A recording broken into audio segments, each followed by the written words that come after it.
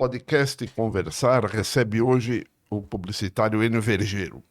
Eu começo perguntando, faça um panorama da tua longa carreira nesse ambiente publicitário, televisivo, jornalístico, radiofônico. Tá bom, vamos lá. Meu pai era publicitário, e isso me estimulou, como meus irmãos também, a ser publicitário. Quando eu fui começar a trabalhar e buscava isso, meu pai trabalhava em agência de publicidade. Aí disse, olha, a parte mais difícil do mercado publicitário é ser veículo de comunicação. Porque você tem que negociar com as agências, tem que vender, tem que ser técnico, tem que usar as mídias e tal. Então, eu recomendo a você que começasse tentando alguma coisa num veículo de comunicação.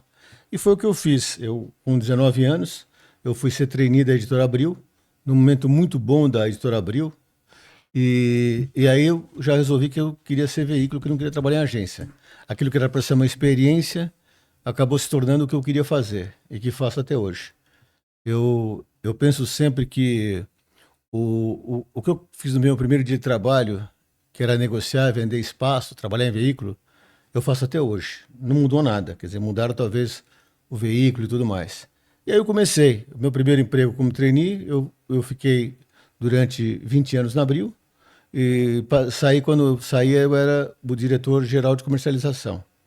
E aí saí para outros desafios, assim que saí da Abril, aí sim que você tem uma experiência em agência.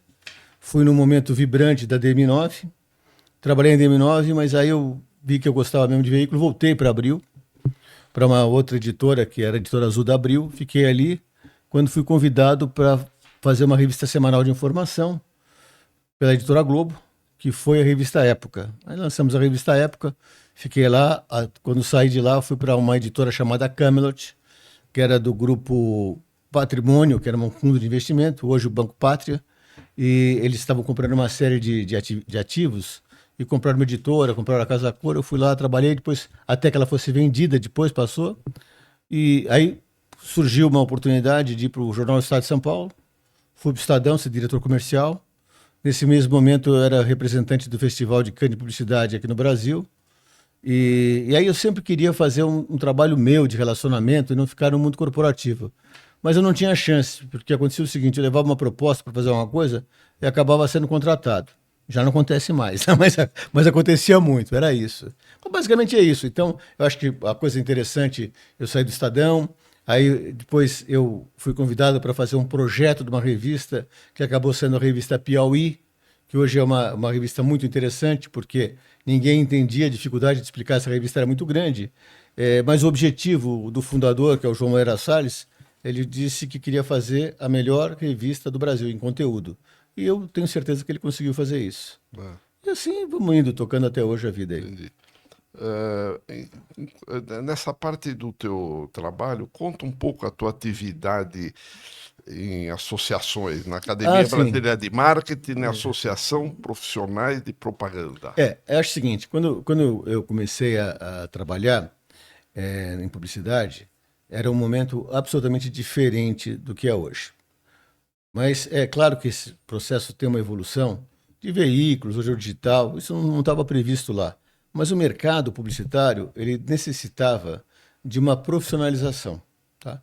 Então eu sempre fui muito participativo nesse aspecto, junto ao CONAR, junto ao SEMP e junto à APP, Associação dos Profissionais de Propaganda. Eu já era associado, depois fui diretor, e durante 5 mandatos eu fui presidente. E sempre como conselheiro do CONAR, conselheiro do SEMP, sempre participando. E aí as pessoas falam, você está fazendo isso para deixar um legado? Desculpe. E na verdade não. Na verdade, eu fazia e usufruía disso também. Porque na verdade a gente estava criando um mercado mais saudável. Mas as pessoas que trabalhavam pela empresa e também pelo mercado, tinham uma situação diferente. Porque naquela ocasião, as agências de publicidade, elas eram de donos. Elas eram personificadas.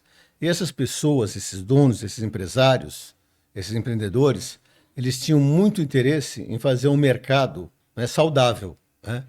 E junto aos veículos, junto aos anunciantes, se valorizando, né? Quer dizer, e aí, valorizando o aspecto do publicitário, do mercado publicitário. Só que já depois mudou. Por quê?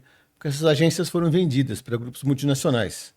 Então, uma pessoa que cuida de uma agência, de um grupo de agência aqui em São Paulo, ou no Brasil, vamos dizer, um está em Londres, outro está em Nova York, outro está em Paris, e o mercado aqui do Brasil está muito distante para eles. Quer dizer, não existe essa preocupação de cuidar do mercado. E acho que a gente fez foi essa questão de cuidar do mercado. Faço até hoje. Faço até hoje e gosto muito. Primeiro, porque você faz alguma coisa muito positiva para o mercado. Depois, porque te proporciona um networking muito grande. Você continua ativo e continua junto com as lideranças do mercado, mesmo sendo elas de outra geração, uma geração mais atual. Entendi. Me conta uma coisa. Outrora as agências eram regiamente remuneradas e além disso tinha a bonificação por volume, BV, chama-se isso de Sim, BV. sim, sim, sim. Isso tudo mudou hoje. Mudou, mudou. Assim, primeiro que era muito vantajoso a remuneração no Brasil. A remuneração era baseada numa lei de 1965, a 4684, que dizia que a agência de publicidade, assim como o publicitário, o agenciador, tinha direito a 20% de comissão sobre aquele resultado, aquela receita que ele trazia, que é um bom número. Já nos Estados Unidos, já na Europa, já era 15%, mas aqui foi 20%. E foi isso que foi balizando o mercado publicitário. A questão do BV, ela é uma coisa que é um plano de incentivo que tem em todos os setores do mercado, seja na companhia aérea ganhando pontos, seja no cartão de crédito, tem no mercado publicitário também. Claro que é um favorecimento a quem investe mais. E, basicamente, o que você ganha com a bonificação de volume num contrato é que você consegue ter uma expectativa daquilo que você vai faturar naquele ano, né? Basicamente é isso.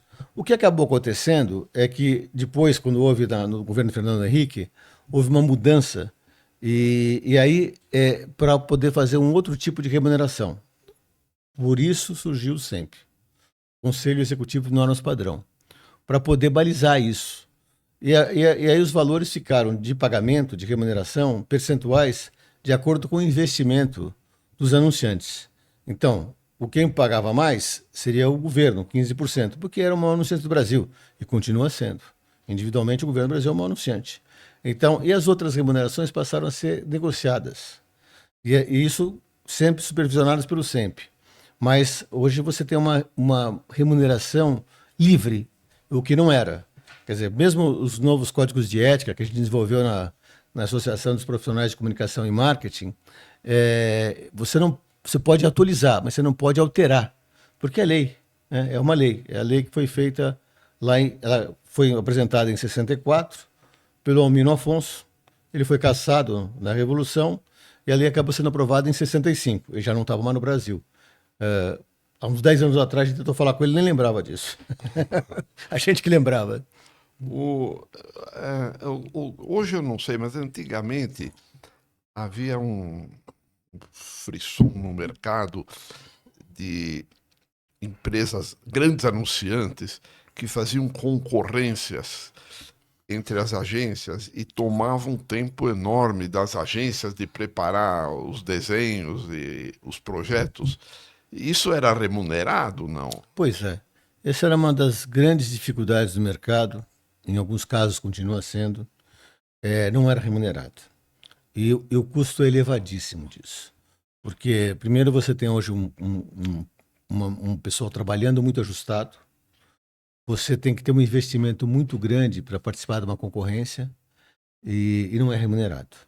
Agora, mais ainda grave são as licitações públicas, porque essas exigem muitas coisas e elas são muito técnicas e você não tem a menor ideia do que vai acontecer, né? Às vezes você tem uma questão que tem uma melhor pontuação técnica, mas aí também na iniciativa privada tem a articulação, tem o Trabalho lobby, verbal, né? trabalho verbal ali, quem conhece quem, enfim, que isso consta. Mas isso, as agências hoje, para poder fazer isso, tem que valer muito a pena. Entendi. Porque realmente a gente conhece histórias enormes aí que chega na hora não acontece. E o que acontece é o seguinte, aquele anunciante, seja ele qual for, ele acaba conhecendo tudo, né? Ele vê tudo. É uma coisa meio ingrata, né? Ele, opa, sabe o que? Depois eu tive uma ideia, ele já viu aquela ideia no passado, né? Isso para isso também a PP tinha uma coisa que é muito importante, que é o registro, né, da propriedade intelectual. Porque você faz ali esse registro, e aí, claro, amanhã, por uma anterioridade, você comprova que você tinha aquela A ideia, tinha ideia. aquele trabalho, e são essas campanhas são registradas. Entendi, Isso chama entidade depositária. entendi. Desses lugares que você trabalhou, conta um pouco sobre talvez a maior, uma das maiores, e que não existe mais hoje naquele formato, e da pessoa que era o titular absoluto, que é Abril e Roberto Tivita. Isso. A Abril, ela faz parte da história do Brasil. É, enfim, se a gente lembra aí, pelo menos eu lembro da minha adolescência, da minha infância, aqueles fascículos, né? O conhecer, a Bíblia, os pensadores, enfim.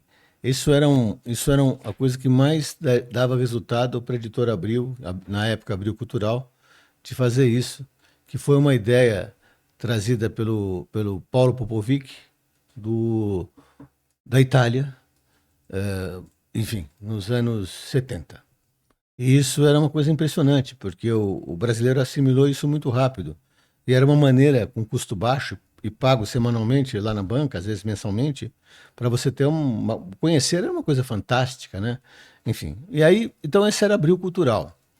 Então esse era o aspecto da Abril. Abril, quando eu comecei a trabalhar, a revista mais forte era a revista Cláudia, né? Porque ela tinha muita circulação, uma revista feminina, e os anunciantes, de fato, iam mais para o público feminino. As revistas de fotonovela, como que tinha na época, como Capricho, Contigo, Ilusão, Carícia, essas revistas tinham altíssimas circulações e também muitos anunciantes, porque, para você ter uma ideia, uma revista Capricho circulava quinzenalmente com 500 mil exemplares em média.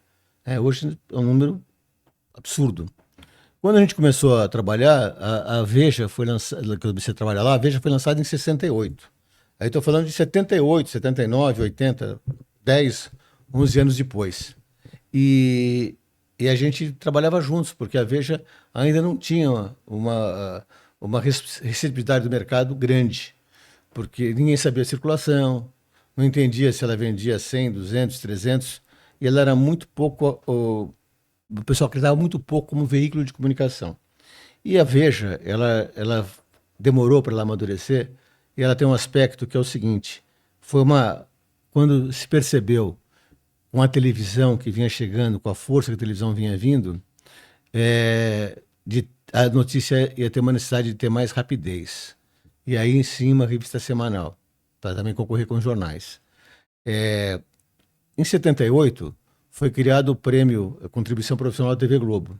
E se a gente olha lá para trás, acabei de ler o livro do Salles Neto, que conta essa história.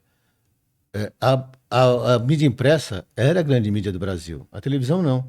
Tanto é que a Globo, quando começou a fazer aqui no Brasil, criou o prêmio Contribuição Profissional, primeiro para dar mais qualidade aos conteúdos dos comerciais, e depois ela parametrizou o modelo que tinha de venda de 30 segundos, de patrocínio, de apoio, porque não existia isso. Quer dizer, se fazia o filme, fazia uma coisa para a rádio, mandava. Mas o forte era a mídia impressa, né? Tanto é que uma agência que era um ícone na época, a DPZ, ela tinha lá os designers, hoje designers, os diretores de artes, de artes que faziam as melhores peças, tal. A televisão foi crescendo nesse momento, né? No começo dos anos 80. E Abril também cresceu, desenvolveu, porque o mercado também foi crescendo. A Veja cresceu, né? Depois eu fui trabalhar na Veja e era um momento fantástico do mercado, da Abril e da Veja, que foi uma empresa que depois dos anos 80 ela começou a crescer de modo muito significativo e teve uma importância muito grande, né? Um poder político muito grande através da Veja. Isso foi acontecendo e em algum momento perdeu-se ali o encaminhamento que devia ter essa editora. E isso foi ruim para o mercado, porque era muito importante ter uma empresa como a Abril fortalecida no mercado. Depois, ela tinha 72% do mercado de revistas, ela diminuindo, ela puxava todo o mercado para baixo também, e foi acontecendo no Brasil. Então, porque tinha 70% do mercado, abriu. Em outros países, mesmo com o digital, isso não aconteceu dessa forma. Mas aqui aconteceu porque era muito concentrado. Quer dizer, você imagine amanhã que a Globo acabasse, que a Globo diminuísse. Ela trazia todo mundo junto. Ninguém ia crescer, né, com a queda de uma TV como o Globo. E como também ninguém cresceu com a queda de uma editora Abril. E acho que mudou também porque, sinal dos tempos, né? As coisas foram mudando. As revistas eram muito importantes porque elas traziam serviços. Tudo que você trazia sempre era uma coisa inédita. E hoje não tem mais nada inédito, né? Você tá aí, você abre aí o celular, naquela época já eram os sites, enfim. Então já não tinha graça, porque você pegava uma revista como Playboy e já todo mundo esperava, a expectativa em nome da Playboy. Mas aí, esse aí já não tinha mais isso, já todo mundo já viu, já aconteceu. Ela foi perdendo o sentido, esses títulos, entendeu? O... Parece que um ponto de inflexão foi que a Abril, eu não me lembro exatamente, mas ela era sócia da Ball e ia Ah, tentar, sim. e ela ia se juntar com a UOL eles perderam se perderam nesse caminho que É, não adotaram essa área eletrônica, vamos é, dizer, digital, né? basicamente, né? Eu vou dizer do que eu me lembro, do que penso a respeito. Abril foi a primeira que começou a fazer alguma coisa na área digital e chamava Brasil Online. Ponto. E aí, isso é um investimento alto naquela ocasião de ter que fazer, era muito difícil, enfim, por todos os sentidos. Estava entrando a AOL no Brasil, né? América Online, tinha Star Media, então, pô, como é que vamos fazer? A Abril tinha uma vantagem enorme, porque ela tinha conteúdos, né? E tinham títulos que segmentavam seus públicos, né? Então, aí veio uma associação com o Grupo Folha de São Paulo, e fizeram o UOL, né? Virou o BOL, virou o UOL, se associaram, tinha uma associação juntos. Só que aí, o que aconteceu? Os investimentos que eram feitos pelo Grupo Folha deixavam Abril cada vez com uma participação menor. E também a preocupação sempre do Roberto Tivita sempre foi, ele era um revisteiro, ele era um cara da mídia impressa. E era assim, uma pessoa e um profissional assim, muito diferenciado, porque ele tinha um patrimônio e a cada edição de Veja ele botava em risco o patrimônio dele, porque era o que ele fazia, não se preocupava o que de consequência financeira ia trazer para ele. E por isso ele não era criticado pela Abril, pelos funcionários, mas provavelmente pela família, né? Porque ele não tinha essa preocupação, se ia ter, se não tinha, enfim. E foi uma pessoa extraordinária. Infelizmente hoje não existe mais pessoas como ele, esses grandes é, caras da mídia, esses nomes, esses Publisher, ícones. né? É um publisher, é verdadeiramente um publisher, né? É. Quer dizer, ele que trouxe para o Brasil essa ideia de publisher, o modelo que trabalhava, ele que conhecia, ele que sabia, ele que defendeu dentro da própria empresa dele, enfim. Mas a gente foi ficando distante disso, né? Acho que quando 2000, quando a Gazeta Mercantil foi o primeiro jornal a ser vendido para um nome qualquer ou para um fundo, eu pensei, e eu trabalhava nessa ocasião no Jornal Estado de São Paulo, disse, olha, o que eu penso? Vai ficar muito ruim, porque vai despersonificar.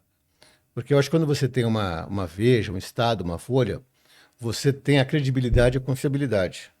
Então, parece que quando você está lendo aquilo, você está olhando do outro lado e vem a imagem de quem é o publisher disso. Quando não tem isso, não tem responsável. Então, eu acho que isso aí perde muito de credibilidade.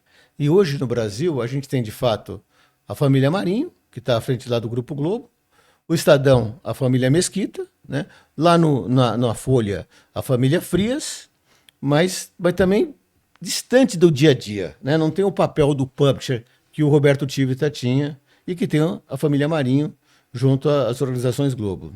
Entendi. É, fala um pouquinho. Esses dias eu vi aí, acho que você também viu, a brutalidade que caiu a impressão de jornais em papel, né? Que futuro você vê para isso? Pois é impressionante a queda disso e muito preocupante. Porque eu acho o seguinte: essa questão do digital, falo eu como leitor, de jornal, de revista, e quando eu estou vendo no digital, no que eu recebo através do meu iPad, do meu iPhone, ele vai separando as notícias de acordo com o meu perfil, com aquilo que eu tenho interesse. Eu acho isso muito ruim, porque quando você pega o jornal impresso e você lê de manhã, tem muitos assuntos que você jamais pensaria e você lê e é muito interessante e importante para você. Então não adianta ir atrás do seu perfil, porque eu acho isso muito ruim, né? Acho ruim do aspecto de conteúdo e acho ruim do aspecto comercial, né? Você fica muito ali travado naquela história. Então acho que isso aí é muito difícil. A questão do jornal impresso que aconteceu, a gente tem um exemplo no mundo que é na Suécia, mas é a Suécia, né? E lá tem um jornal fortíssimo que é o Schibsted. E ele, já no ano 2000, no começo dos anos 2000, 2001, eles resolveram passar tudo para o digital. E passaram para o digital e disseram, olha, a partir do dia X, o Schibsted vai ser digital, e o digital significa isso, assim, assim, assim, instruindo seus leitores, e nós só vamos fazer as edições documentais. O aniversário do Schibsted, a edição documental do final do ano, retrospectiva, enfim. E passaram isso, só que o sueco assimilou isso no dia seguinte. E pronto, ele está resolvido. Nós estamos aí, disso aí há 26 anos, não conseguimos fazer isso. Quer dizer, não consegue passar, até porque eu acho, né, percebo isso, o conteúdo que se faz, entre aspas, ele é roubado pelas grandes mídias, né? Quer dizer, eu acho assim muito ingrato você ter lá uma redação trabalhando, fazendo reportagem, e às vezes, mesmo antes que você consiga publicar, ela já está na web. Isso é muito ruim, né? E eu percebo isso muito, sinto muito isso. Eu vejo porque a gente, como você é um leitor também de jornal, e sempre senti isso, de ler o jornal cedo, ver o jornal. Aí quando você liga o noticiário do rádio, você vê que é a repetição do que você acabou de ler. Você podia ser lá o jornalista, o radialista, porque está lá. Ainda hoje ainda dá um crédito. Antes nem crédito davam, tá certo? Mas é isso. E eu acho também o seguinte, hoje você tem a mesma notícia em todo lugar. Já satura, entendeu? Quando as pessoas falam, vamos criar um canal de notícias 24 horas, vamos fazer na TV ou no rádio, notícia, já é muita coisa, não tem como assimilar tanta notícia, até porque notícia é a mesma. É. Me conta uma coisa sobre esses canais de notícias 24 horas. Se eu, parece que tem 8 canais agora. Isso você acha que é sustentável? Eu particularmente acho que não. Eu acho que não.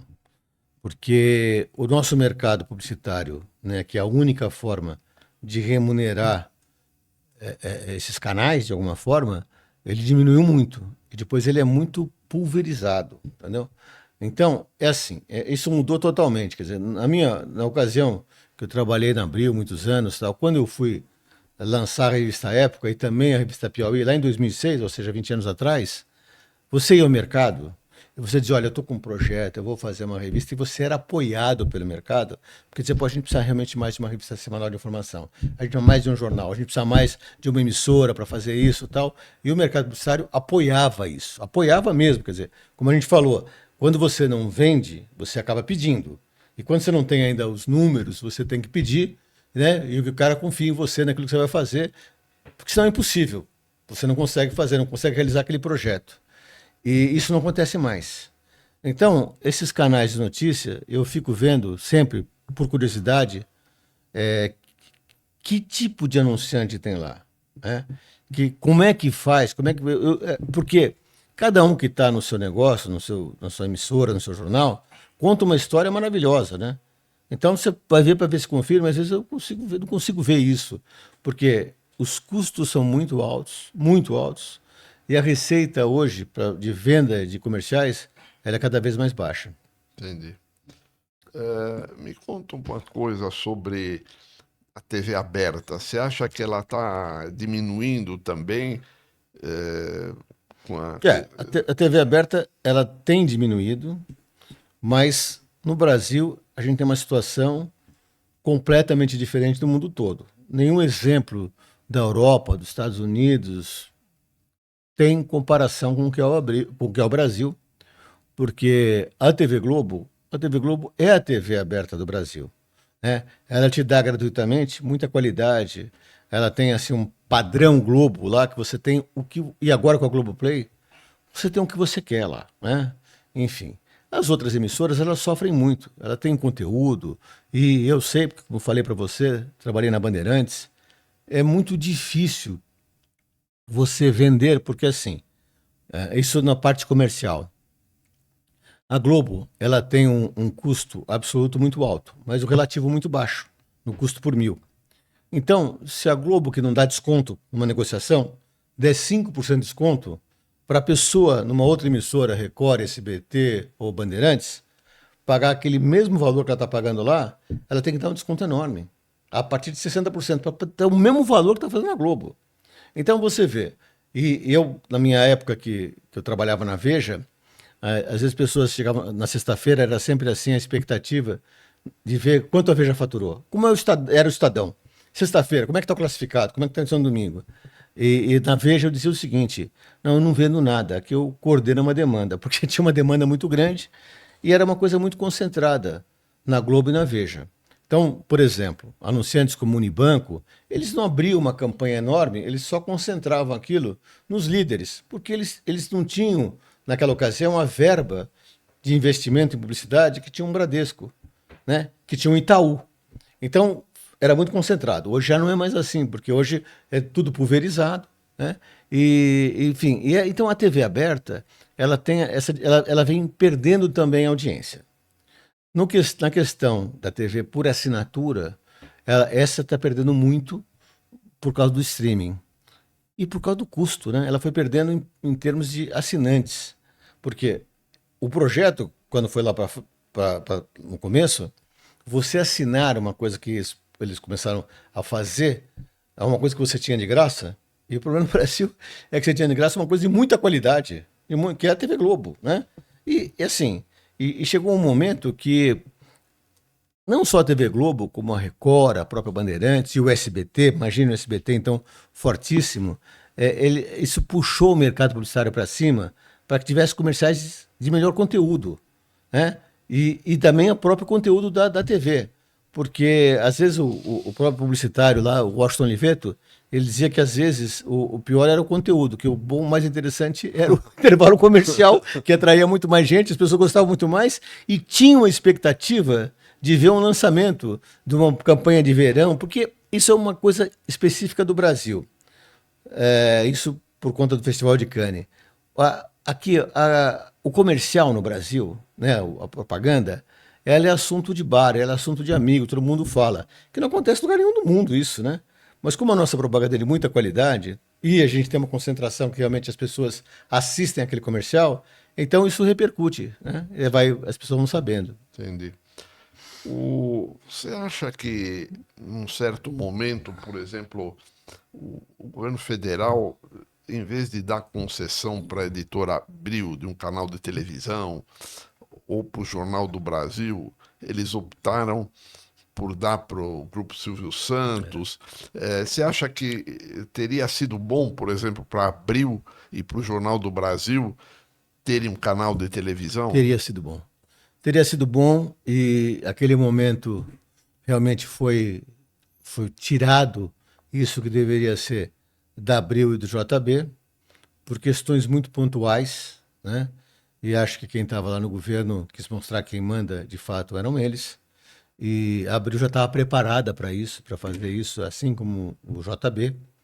Já tinham as emissoras de rádio, a Abril já tinha feito lá a TV Abril, muito antes da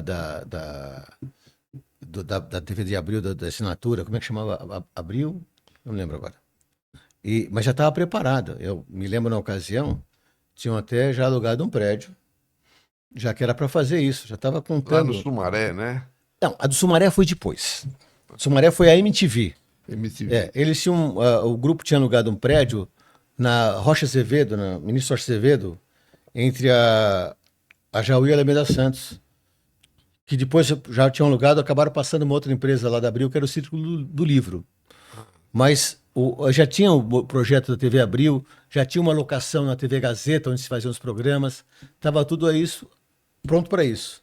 Quando de fato houve lá dizendo que as duas concessões que tinham, que seriam da Tupi e Excelsior, né? Iam passar para a Manchete, iam passar para o Silvio Santos. Né? É. E aí Abril ficou sem isso. O que eu ouvia muito lá, não é que eu acompanhasse nessa época, eu não fazia, claro, eu não estava numa outra posição, não fazia parte da diretoria, nada disso, é que, e sempre isso, era o que o Roberto Tivita dizia, que precisava arrumar um caminho para o mar. Precisava ter isso. Quer dizer, ele precisava da televisão, né? Porque como o Globo fez um dia e teve a TV Globo, enfim, um investimento muito alto, as pessoas sempre internas, sempre defendendo o seu e contrariavam isso. Mas aí, quando chegou e falou, não vai ter, então acabou. Agora, eu acho o seguinte, seria muito diferente, se ao invés da Manchete, e, enfim, e ao invés depois do que virou o SBT, fosse o JB e a Editora Abril. Até porque a situação de conteúdo era muito grande. No SBT foi diferente porque ele tinha o maior cara do comunicador do Brasil. E carregou e levantou a própria emissora dele. Teve que vender a Record, né? Porque ele já tinha uma emissora, né?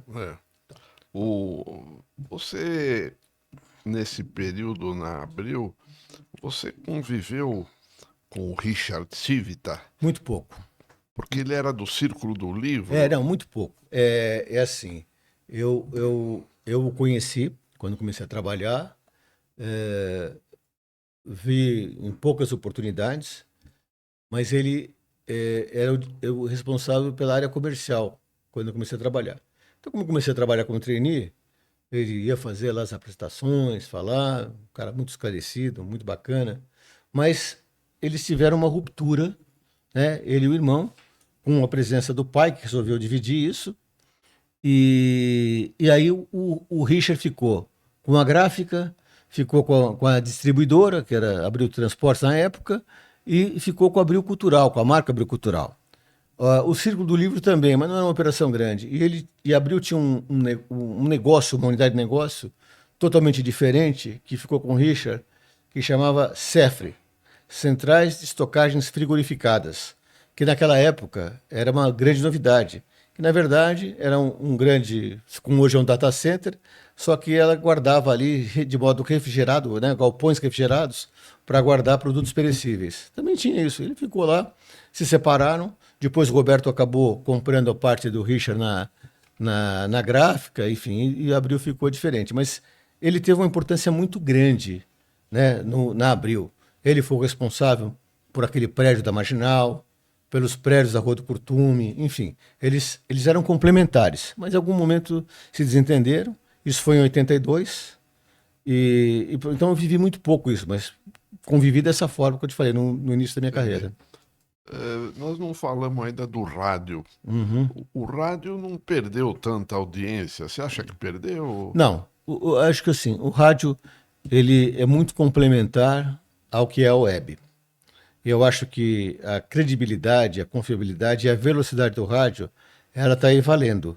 Tanto é que você vê que cada vez ainda tem mais investimentos em emissoras de rádio, em redes de rádio, e eu acho que o rádio, ele não é que ele perdeu, ele dividiu, né, em outras emissoras, né, porque eram também concentradas, eram poucas emissoras que você tinha no FM, né? Demorou para ter essa transição do AM para o FM, enfim, e depois consolidou no FM.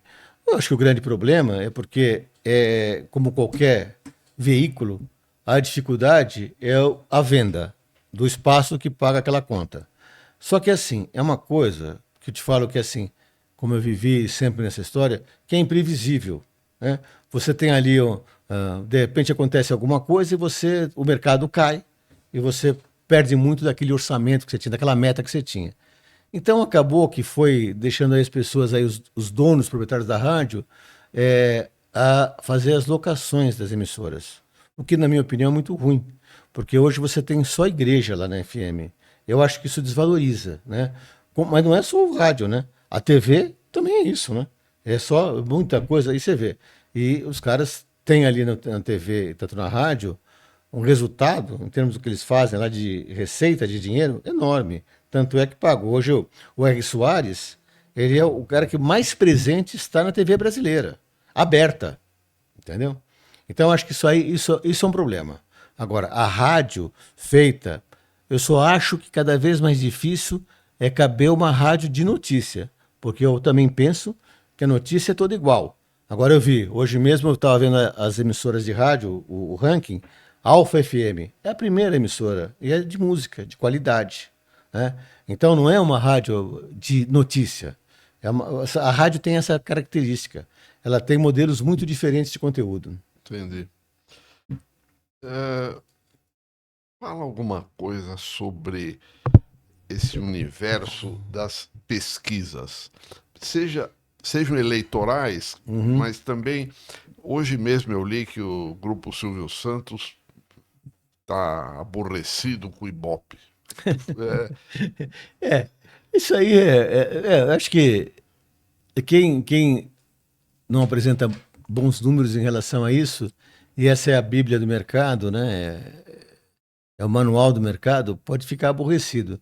Eu já vi várias situações como essa, do próprio Datena na Bandeirantes, que ele fazia, estava dando meio ponto, um ponto, ele dizia, estou aqui na Zona Leste, quem tiver aí, pisca a luz da sua casa para poder ver, olha a audiência que eu tenho e tal. Mas é absolutamente sem nenhuma técnica. O Ibope, ele é a coisa mais fantástica que tem no mundo, de mensuração, inclusive muito avançada no Brasil, né? Hoje o Ibope é a Kantar, né? Que comprou o Ibope e queria adotar como usa o nome Kantar, mas virou Ibope, porque Ibope todo mundo sabe quem é, o que é Ibope, né? O que não seja mercado publicitário, fala, esse cara não dá Ibope, tal, que é uma coisa assim, é um sinônimo, né? De categoria que pronto, aí você fala Ibope, todo mundo sabe o que é. Então, eu acho que, claro, desagrada a quem não tem os números que imaginava que deveria ter. E aconteceu isso num momento, algum tempo atrás, talvez uns 10 anos, que resolveram trazer para o Brasil uma mensuração mais específica para combater o Ibope. Ou seja, aqueles aparelhos, eles vão ser colocados, porque o Ibope não mostrava a periferia de São Paulo como classe CD. E na verdade não, porque na classe CD estavam os condomínios de luxo, ou em torno de São Paulo, como Alphaville e tal, enfim. Aí, resumindo, fizeram os números todos, pagaram por isso uma grana preta, as emissoras se juntaram para fazer isso, e quando vieram os números davam um maior número a Globo do que o próprio Ibope. Então, é complicado isso, sabe? Eu não tenho dúvida nenhuma que não dá para discutir com o Ibope, porque ele é técnico, não tem jeito, tá certo? Você pode não gostar, mas que aquilo é aquilo mesmo. Esse método que você falou que trouxeram era um que punha um dispositivo na casa do... Exatamente.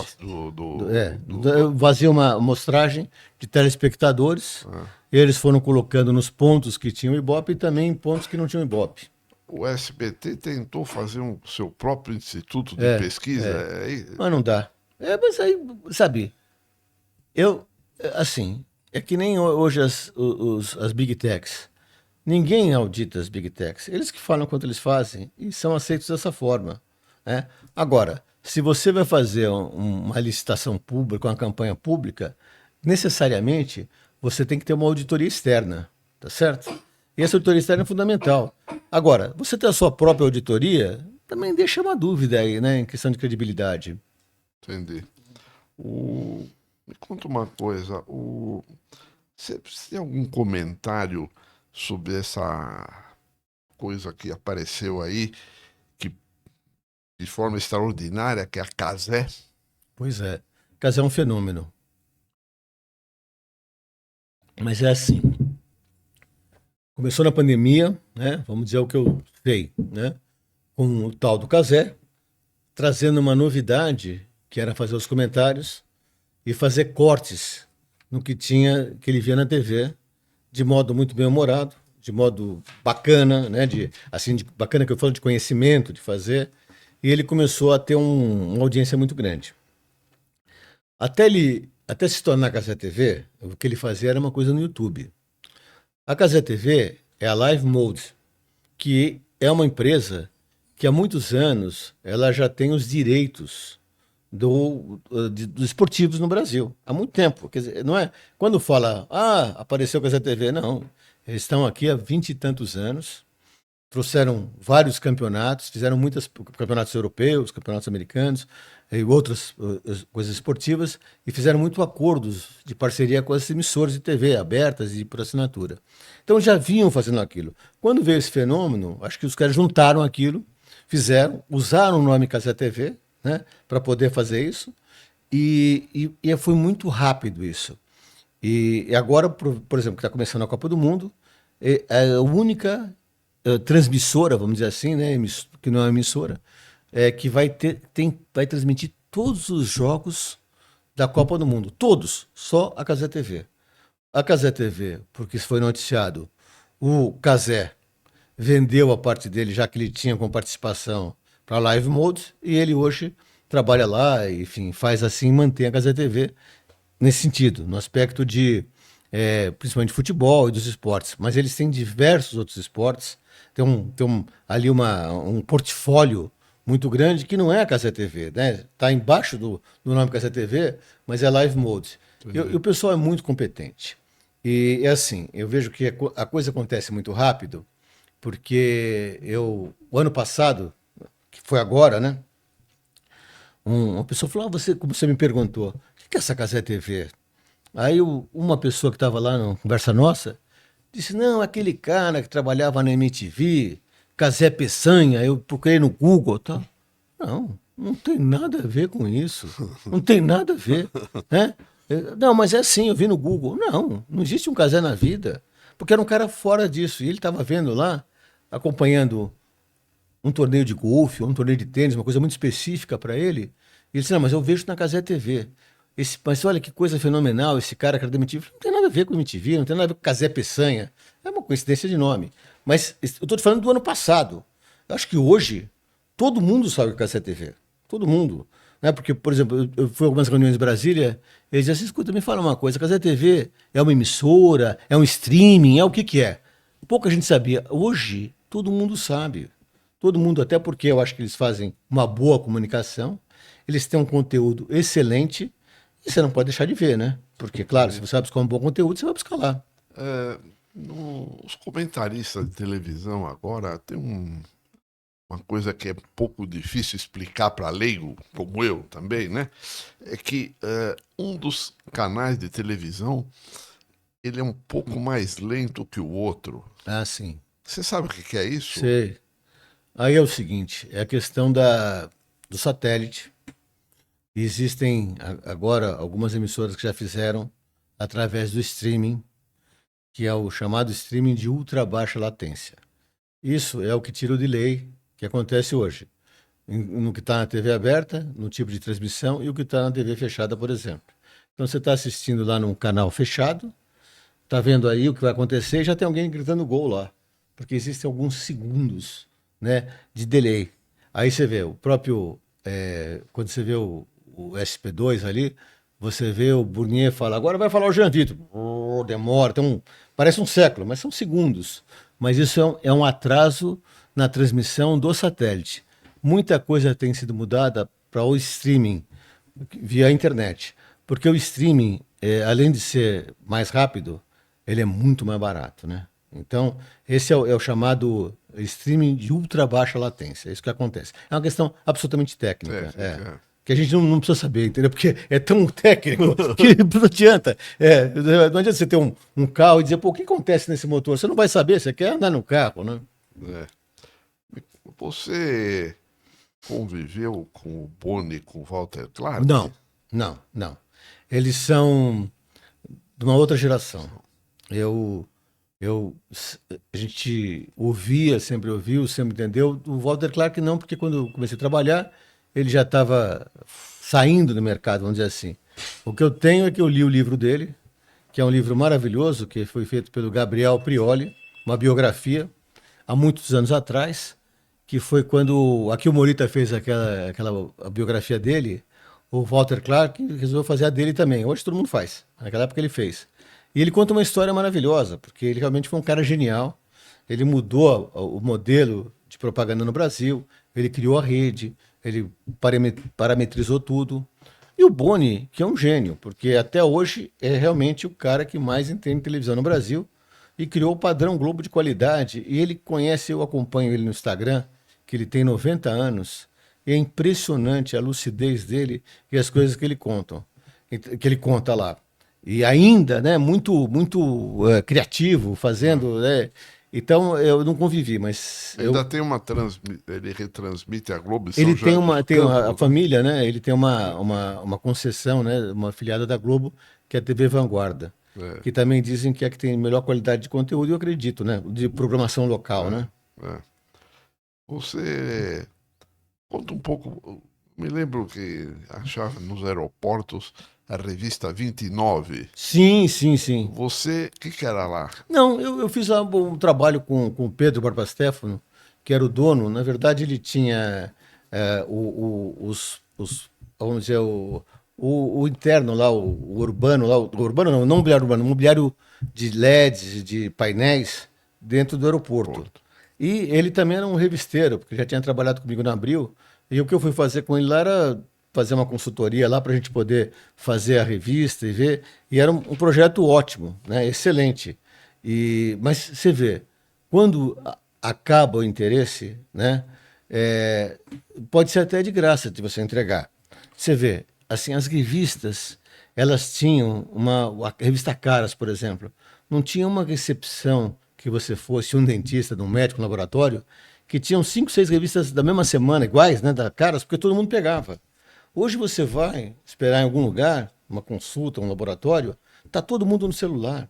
Você vê no metrô, você vê no ônibus, É, é todo mundo no celular. é, Então, ninguém quer parar aquilo para ver uma revista, infelizmente. é. Mas a 29 Horas foi um projeto de muita qualidade, ela tinha um conteúdo excelente e ela ficava nesse trecho da ponte aérea São Paulo e Rio, o que trazia muito serviço, que é o que as revistas traziam na época, né? Eu me lembro. O, você acha que hoje tem um mito, eu não sei se é mito, não é? Que as pessoas não querem pagar por notícia. Não, eu não acho isso. Eu não acho. Eu acho o seguinte: você tem muita notícia aí, muita informação que você tem. Às vezes é aquela coisa de você participar de um grupo de WhatsApp.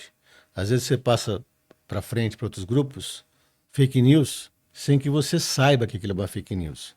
Então eu acho assim, quem realmente tem interesse e precisa de ter uma informação de qualidade, paga e paga bem por isso.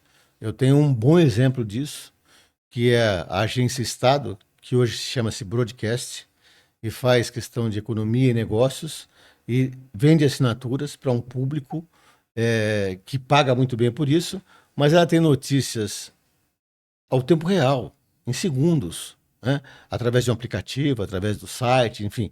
Então, isso não é barato, é caro, né? Quer dizer, não é para um cara comum, é realmente quem tem que pagar, porque vai fazer daquilo uma ferramenta de trabalho. Então, eu acho que não. Sim, o que não paga é que não tem interesse. Né? O pessoal do mercado fala que o broadcast do Estadão é um negócio mais lucrativo que tem por lá, né? Não sei. Não sei se é o mais lucrativo, mas é um bom negócio. Eu não sei se é o mais lucrativo, porque eu não estou lá, não sei, enfim. Eu acho que seria o mais moderno, né? O mais arrojado nesse sentido. Agora, o Estadão, com as suas plataformas digitais, para mim é um excelente exemplo, né? Não porque eu trabalhei lá, mas eu vejo hoje, eu acompanho pelo aplicativo. O aplicativo tem dois aplicativos: o digital, que é de fato a edição, como ela foi colocada na banca, e uma banca ou para assinante, e o outro é a notícia em tempo real. Funciona muito bem. Tem lá hoje modelos diferentes de monetização. Agora, dizer para você quem é mais rentável, eu não saberia dizer, né? É. O, essa revista Piauí, você já mencionou, ela, ela criou um modelo que hoje já está um pouco mudado, que ninguém sabia o que ela ia trazer até a edição estar na banca, mas Exato. hoje ela sai sempre no dia 1 ou dia É 2. isso. Mas às vezes dia 29 ou É, 30 é. já escapa alguma coisa, né? Não, é assim. Se você está falando da Piauí, que ninguém imaginava que seria uma revista dessa, e com esse nome e nesse modelo, Você imagina eu que estava lá para vender os anúncios das primeiras edições. Porque ninguém sabia o que era, muito difícil. Existia uma restrição no mercado, naquele momento específico, em 2006, que diziam que a revista não fazia sentido, porque era uma revista de texto. E a revista tinham passado a ser revistas ilustradas, que a revista tinha um formato diferente do que era, que na banca não tinha exposição, porque era difícil colocar na banca, e que e no final era isso, aí com o nome não remete a nada. Então, eu achei que era boa quando eu tive essa conversa, né, essa avaliação, porque eu vi que tinha um modelo, como nós vimos lá, de uma coisa diferenciada. Porque todo mundo pensava dessa forma. A revista tem que ter 21 por 28, que você sabe bem o que é isso. Tem que ter uma marca que remeta a alguma coisa e tem que ter um atrativo que seja foto ou infográficos e coisa e tal. Que não era aquilo. Era muito arrojado. O que ia ter de ilustração eram cartoons, eram coisas interessantes, fotos, né? E aí, a gente, quando estava lá e começou a lançar a revista, as pessoas diziam que isso era uma revista que não ia vender mais que 5 mil exemplares. Eu sempre acreditei que ela venderia mais, e sempre dizia isso lá para os meus parceiros, João Moreira Salles, o Mário Sérgio Conte que estava lá, do Rio de Carazim, Marcos Sacorreia, que fomos quem começamos a falar, porque, na verdade, eles tinham esse projeto de conteúdo do modelo da revista. Mas como é que faz? Tem que comprar papel, tem que mandar, tem que distribuir e tal, e quem foi fazer isso fui eu lá. E aí o objetivo do fundador, hoje publisher, que é o João Moreira Salles, é fazer a melhor revista de conteúdo no Brasil. E ele conseguiu fazer. Eu acho que ele tem uma revista Piauí excelente. Eu acabei de ler agora a edição de junho, que é maravilhosa em termos de conteúdo. Está falando lá do Ciro Nogueira, o que ninguém falou, que é incrível. Né? E ela realmente, se você pensar hoje, pegar aquela revista que está em cima, você não conseguiria dar outro nome que não fosse Piauí. E ali tem uma qualidade que as pessoas começam a gostar e não sabem por quê, que é a qualidade do papel, por exemplo. Né? Muita gente no começo achava que era um papel reciclado, e na verdade não é, é um papel pólen, 70 gramas, que é o papel de livro. Né? Só você vai percebendo. Então, e ela tem hoje um conteúdo de fato excelente, e, enfim, então acho que tá bem a revista lá e assim, e acho que, como eu te falei, ela conseguiu cumprir o papel de ser uma revista de conteúdo melhor que tem. E você falou também, você fez um comentário da data que ela é lançada. Isso é o seguinte, isso é o ponto forte, você sabe bem, de uma publicação, de uma revista. Ela tem que ter pontualidade, né? E a pontualidade, para que o leitor perceba isso, seja assinante ou comprar em banca, ela tem que sair, sempre pensei assim, sempre defendi isso. Ela tem que sair 2, 3 dias antes do mês de capa. Né? E isso faz uma grande diferença. Por exemplo, eu recebo lá a revista do clube, do Paulistano. O dia que sai no dia 5, eu já perdi 5 dias. Eu já não tenho lá a programação do que foi, já tem coisa que aconteceu. Então, eu acho que. E a 29 horas, eu também falava a mesma coisa. Tem que sair sempre antes para que ela cumpra um mês. Então, essa questão da pontualidade, no meu ver, é fundamental. Qual foi a razão que se fixou ela mensal e não semanal, por exemplo? Piauí? Não poderia, né? Não tem jeito de ser uma revista semanal. Primeiro, daquela forma, né? Não, porque primeiro é da própria de comprar essa revista, de assimilar aquilo, né? Se você fosse hoje fazendo uma avaliação, ter uma revista um mês, uma revista mensal, você não tem tempo de ler tudo aquilo. É muito conteúdo. Primeiro ponto. Segundo ponto, ficaria caro. Ela não pode concorrer com revistas de hard news. Depois, você vai ver o seguinte, jornais diários também, né? E depois é o seguinte, a diferença do conteúdo da Piauí é que ela tem uma coisa que os jornais e as revistas foram perdendo, que é a reportagem, que é a profundidade de uma reportagem. Não é factual, é reportagem. Né? Então, isso, só uma revista como a Piauí e mensal pode fazer isso. As reportagens são muito profundas, são densas, entendeu? Coisa que hoje um jornal não faz, uma revista não faz, até porque não tem gente para fazer isso. Não remunera as pessoas para fazer isso. É. E são trabalhos que não são valorizados hoje. Aquele jornalista que fica trabalhando um mês numa matéria. Isso hoje não cabe mais em lugar nenhum. Ficou claro que a primeira matéria para chamar a atenção do Banco Master veio da Piauí. E bem atrás, Muito né? atrás. E aquilo foi interessante. Enfim, uma das matérias lá, essa do Banco Master, é da Consuelo Diegues, É. talvez uma das melhores jornalistas do Brasil, e ela fez um levantamento, chamou atenção para uma coisa que ninguém estava vendo, tá certo? Então, realmente, isso foi, não sei se foi 2024, né? Ou começo de 2025. Isso acontecia muito, porque faziam as reportagens, ela, Daniela Pinheiro, então, reportagem de conteúdo, e era impressionante, porque a revista tinha uma circulação baixa, mas a repercussão era gigante, que foi como essa. Naquele momento não repercutiu tanto, porque ninguém nem sabia o que era Banco Master. Eu sabia. Né? Quando começou, eu sabia que era o Banco Master, porque eu passava lá onde tem lá o teatro do Seu Liemo, lá, tipo, Banco Master, o que é? É um banco de varejo? É um banco de investimento? Enfim, as pessoas não sabiam. Eu nunca tinha ouvido falar do Daniel Vorcaro antes dele ser preso. E uma coisa, nesse ambiente editorial, todo ele assim, hoje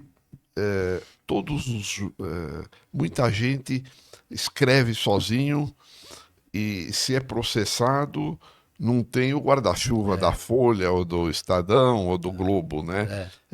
Isso aí é um problema complicado. sério, né? Sério, é sério. É sério porque, assim, eu acho que quem é leitor, né, leitor assíduo, também tem vontade de escrever. Sentia isso muito quando estava na Piauí. Porque as pessoas queriam escrever para Piauí. Escrever, fazer uma matéria, uma reportagem e tudo mais. Porque liam, porque faziam uma leitura e tudo mais. Agora, hoje mesmo um blogueiro, um influencer, fazer uma coisa assim, que de certa forma possa ser inconsequente, ele corre um risco muito alto. Porque, assim, primeiro, quando você vai fazer um processo contra uma revista, um jornal, primeiro que você fala, pô, eu vou brigar com gente grande. Primeira coisa. Depois sabe que tem um respaldo aí da própria sociedade e um respaldo jurídico. Então, porra, não, sabe? Assim, então como é que eu vou contestar isso? Agora, se eu sou o Enio e vou escrever o que falaram agora do Ciro Nogueira na Piauí, eu tô preso. Vou me matar. Certo? Então é isso. Acho que é isso. Tem que ter um respaldo aí, inclusive de credibilidade, né? Entendi. Você mencionou de passagem a DM9, Sim. né? E o Nizam, ele agora hoje opera de uma maneira, para mim, curiosa, mas ele chama N Ideias. N ideias. E ele faz questão de dizer que é ele e a secretária e chama profissionais Isso. para tarefas específicas que tem começo, meio e fim. Mas ele faz isso pelo prestígio que ele tem. Outros Não, ele faz isso mesmo que ele fala, é fato. Ele faz porque ele tem uma capacidade gigante. Entendo que ele se reinventou. Ele não é mais um publicitário criativo, ele é um estrategista. E não é planejamento estratégico, é estrategista num âmbito muito maior. Eu até acho que não é planejamento, né? É procedimento estratégico. E ele se adiantou em fazer isso em relação a outros que também já fazem hoje, mas ele tem grandes marcas porque ele tem grande credibilidade no nome dele. Ele é muito procurado para fazer, ele não bate na porta de ninguém. As empresas batem na porta dele para fazer, não é barato. Mas dá resultado, porque ele mostra resultado. procuram ele, às vezes, para tarefas específicas, Muito, né? muito. Vamos dizer, não para dar conta do Não, banco. não, você vê, é assim, ele está fazendo um trabalho agora da BID. A BID tem sua agência de publicidade, que vai muito bem, que é uma grande agência, que é a UI, que faz uma campanha desde o início, que fez uma marca, mas é comunicação. que é o que ele fazia. Ele não enche o saco desses caras. Ele pode trabalhar lá, fazendo um briefing, acompanhando, mas ele não interfere nisso. Porque o trabalho dele, o job que ele está vendendo é outro. E faz muita diferença, entendeu? Então, eu estou dando um exemplo aqui, claro. Nas outras coisas, ele, de fato, faz uma coisa muito específica. Assim, eu vou dizer porque ele me disse isso. Eu posso dizer. Ele não quer atender bet. E já foi procurado por várias bets. E eu também procuraria. Se eu trabalhasse numa bet e tivesse o dinheiro que uma bet tem, eu ia procurar por eles e vamos fazer. E ele me falou isso, eu posso repetir. Ele falou que ele pensa sempre se o Júlio Ribeiro faria aquilo. E ele fala, ele não faria, então não vou fazer também. Entendeu? Porque ele tem esse pensamento. Então eu acho que ele se preserva nesse aspecto, sabe? Eu concordo com ele nesse aspecto, porque você não precisa se vender isso. Porque se você vai fazer, é como um advogado. O advogado pode ser bom ou ruim, mas ele vai destruir o outro lado, tá certo? Ele vai lá para resolver o problema. O Nizam faria isso para uma bet. Só que eu não sei se ele ficaria gratificado por isso. Você tem uma opinião sobre pesquisas eleitorais? Olha, eu tenho acompanhado aí o Felipe, da Quest. Felipe Nunes? Felipe Nunes. Li o livro dele, conheci ele pessoalmente, recebo lá por WhatsApp de manhã, quando ele vai publicar a pesquisa dele. E, na minha opinião, né, sou um profissional disso, mas é muito diferente das demais pesquisas. Primeiro que ele é um professor, né? E depois ele explica com muita clareza, né? E acho que é assim, a gente confunde um pouco o que é pesquisa e o que é enquete, né? A enquete você pergunta e você dá uma resposta. A pesquisa é aquilo que é trabalhado, né, em relação àquela informação que você tem. E eu acho o seguinte, eu vejo aí, vai para o STF, vai proibir, vai isso, vai aquilo, sai esse dado. Eu nem quero ver as outras, porque para mim aquela lá, da Quest, é de maior credibilidade. E é aquilo mesmo, funciona mesmo, porque tem uma técnica para isso, essa técnica funciona e dá resultado mesmo. Quer dizer, pode ir lá que. Tanto é que você vê como isso movimenta os políticos de uma forma impressionante, né? A pesquisa é tudo. Né? A pesquisa é tudo. Claro. Nós estamos chegando ao final. Hoje é dia 12 de junho, é dia dos namorados. Isso. Fala um pouco sobre a tua esposa, que ela foi diretora de revistas da Abril. Eu esqueci o nome dela. Dulce. Dulce Pickersgill, conta alguma coisa. Não, ela trabalhou aí entre idas e voltas há 35 anos na Abril. E ela trabalhou em várias revistas. Ela acabou, assim, o período dela, o ciclo dela na Abril, acabou quando ela era superintendente de um grupo de revistas. Ela é jornalista e começou a trabalhar na Abril, na Revista Nova, depois foi para a Playboy. E quando ela foi diretora de redação da Playboy, ela foi a primeira diretora de redação mulher no mundo, né? Por tempo atrás. E aí ela começou a trabalhar em revistas masculinas, depois revistas femininas, e ficou na Abril esse tempo todo, né? Quer dizer, a vida dela foi na Editora Abril, trabalhando, primeiro ela jornalista, depois ela passou a ser publisher, depois passou a ser superintendente, enfim, profissional muito competente e reconhecida. Também ajuda muito nisso aí também. Claro. Bom, nós chegamos ao final. Eu agradeço a tua paciência de responder tudo. Às vezes as perguntas não são adequadas, mas enfim. Tá ótimo. E quem sabe você volta outra vez. O professor José Márcio Rego, ele é um professor, eu não. Ele talvez tenha outras perguntas, mas eu agradeço. Tá ótimo. E até a próxima. Eu que agradeço. Olha, foi ótimo aqui a gente conversar nessa sexta-feira aqui, Dia dos Namorados, né? E como falamos, foi João Dória quem instituiu essa data, né? O João Dória Sênior, né? Pai do João Dória Júnior, que era um grande publicitário. E fez isso para a associação comercial, né? Justamente para poder um mês que tinha vendas fracas, que era junho, movimentar isso. É isso aí. Então, tá ótimo. Obrigado. Muito bem. Obrigado a você, Luiz. Pronto.